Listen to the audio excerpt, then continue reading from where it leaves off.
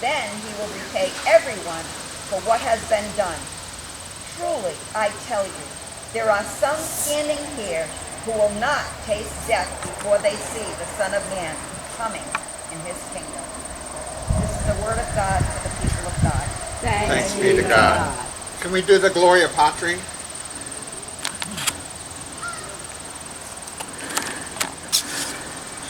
This is the glory be to the Father. Glory be to the Father.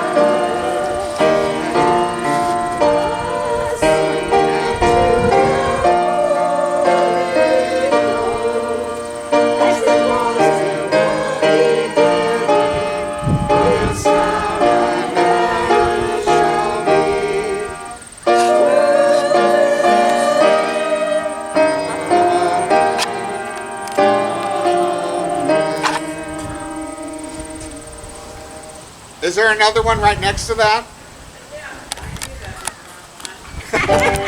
There we go. Glory be to the Father, and to the Son, and to the Holy Ghost, as it was in the beginning, is now, and ever shall be, world without end.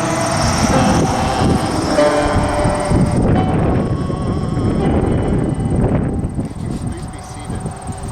I'll borrow this back. We heard some lists this morning, didn't we?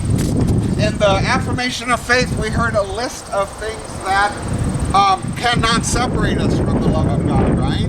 And then when Becky read in the passage in Romans, we heard a long list of all the things that we should keep in mind, that we should do, and even some things that we shouldn't do.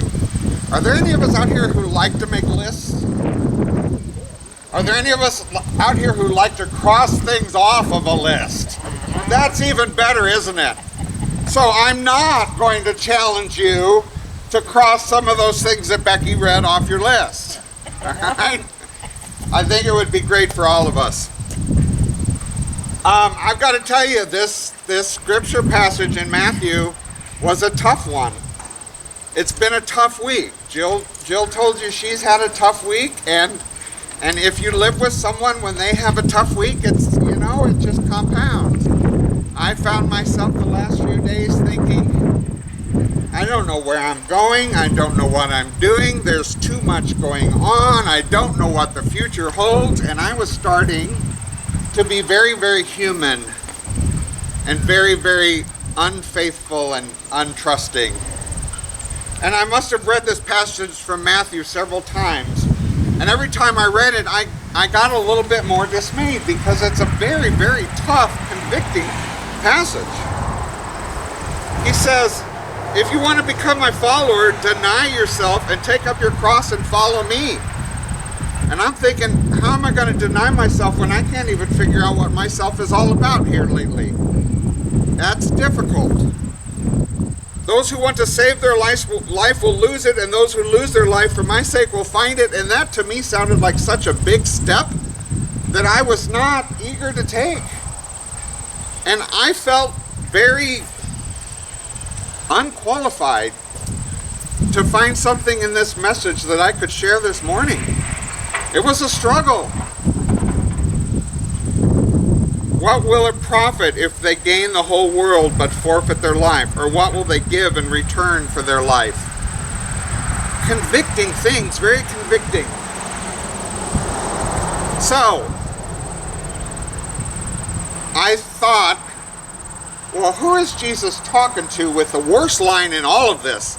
You know the one, get thee behind me, Satan? Did Jesus really call Peter Satan? I've struggled with that one before. So I thought, okay, well, let's take a look at Peter. Peter is all heart and not much thought, isn't he? Who cut the ear off of the guard in the Garden of Gethsemane out of righteous anger? Peter. Who denied Christ 3 times? Peter. who started to go out in faith and walk on water, but then when he realized his humanness and got scared, he fell. Who was that? Peter. Okay? Just before this passage, Jesus made a big deal out of Peter. He asked him, "Who do people say I am?" And Peter responded, "Well, some say that you're Elisha, some say that you're a prophet, but I know that you are Christ." And God says, "Yes, feed my sheep." And he tells him, "Feed my sheep 3 times." And then he tells him, "On this rock of Peter's faith, I will build my church." This apostle who is all heart and not much thought, who jumps into things and wants to just react very quickly and show his love and show his passion for his Christ without thinking, this is the basis for our church. Upon this rock, I'll build my church. So did Jesus really turn to him and say, "Get behind me, Satan"? What was it that triggered that response? Let me remind you, Becky said it a little bit ago.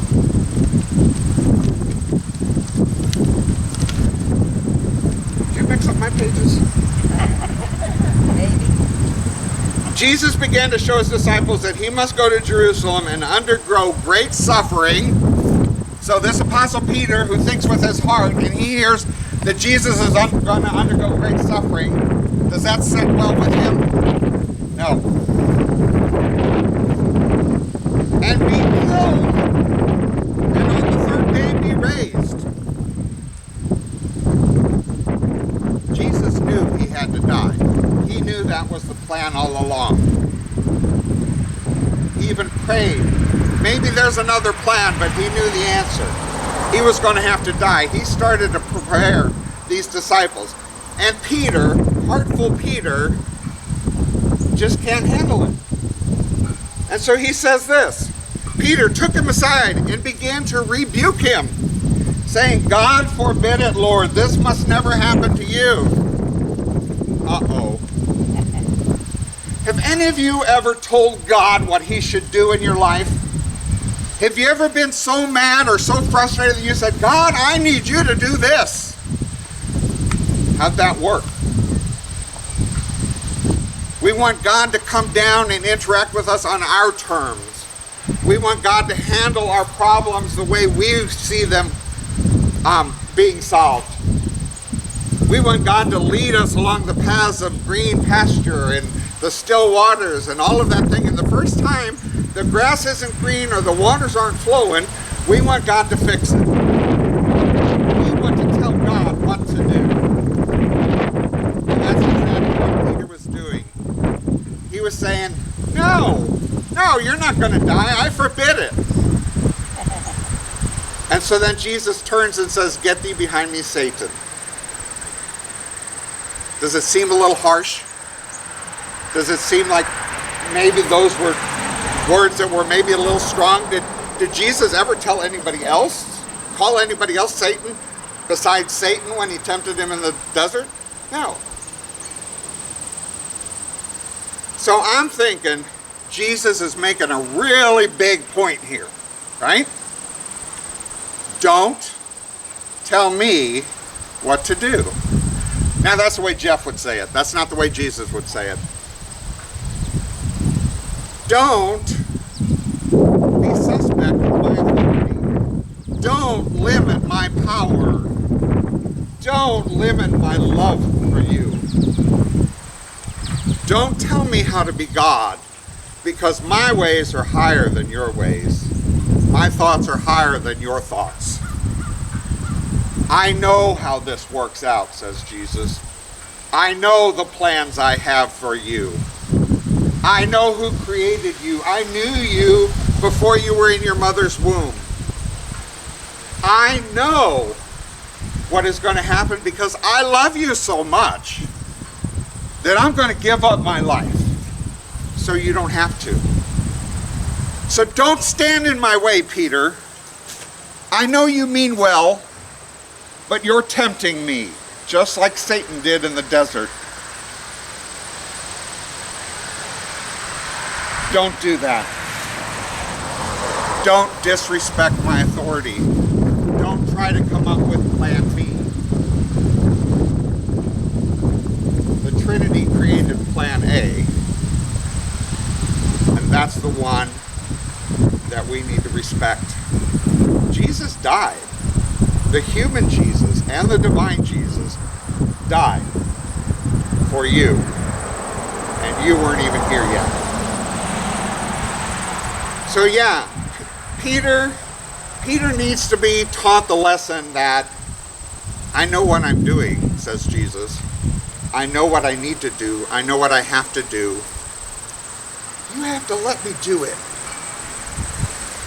So here's the rub. Here's where we find ourselves in trouble.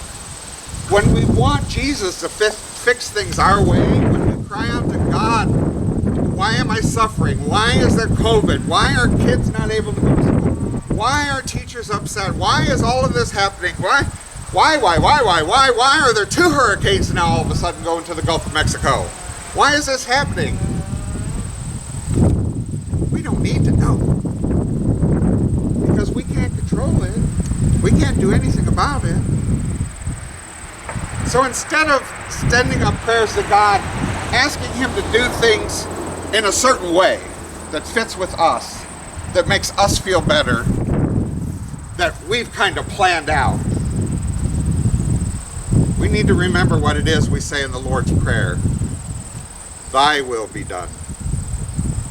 Thy kingdom come. Don't tempt God, as Peter did, by diminishing the power and diminishing the plan and diminishing the love. It's those of us that have raised kids from little on, and they fall or they get ready to make a mistake, and your parenting skills are really called into question. Do I step in, or do I let them learn? It's a difficult time. Even as we get older, my kids today are still doing things which I hope they learn that lesson soon. I hope they don't drag that out. I've got to trust. It's the same way I've got to trust that God has my best interests at heart. The divine, the holy, the supreme creator died for me. The God that created all of this died for you, and for you, and for you. Let's not question that authority. Let's not doubt that power. Let's not suppress that love. Let's not tempt. Let's just accept it. It's hard to do, but we can do that. It's kind of it's one of those things where you got to build a habit and get it in your mind. And I've talked before about making connections that help you remember things. And so, like habits are things that you need to repeat over and over again until they get lodged in there. So you need to keep your eyes focused on Jesus. Focus on the cross, focus on the empty tomb, focus on the miracles, whatever works for you, until your mind starts to fall into that pattern of automatically going there. It's not easy. I heard this the other day and I thought it was good. It was right my kind of humor. You can't keep a bird from flying over your head, but you can keep them from building a nest in your hair. So we may not be able to control what's going on around us, but whatever we let into our head and our hearts, we should be able to guard that, shouldn't we? So let the love of Christ in. Let that love that died for you in. Find ways to look for that. Amen. We've left out a few things because we've been kind of going with the Spirit here, or at least I have, and you've all been along for the ride. So let's sing a couple hymns, because I need to rest my mouth and you need to exercise yours. And then we'll do some prayers, and we'll do the Lord's Prayer and sing a few more hymns.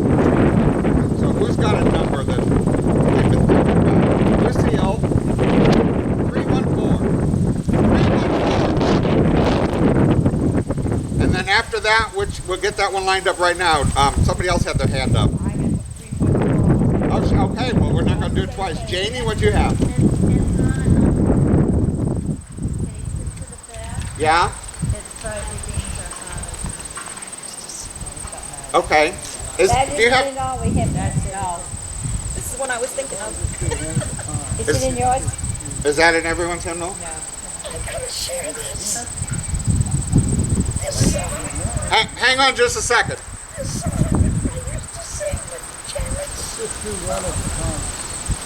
I was 16, 14. Wow. So Marilee told me that she used to sing 314 with Jared's father before she started losing her respiratory and her voice. So we're going to do all, how many verses are there of 314? Three. We're going to do all three then. I sang it at my grandfather's funeral. Your grandmother's favorite song. Okay. All right. 314, Jill. Huh?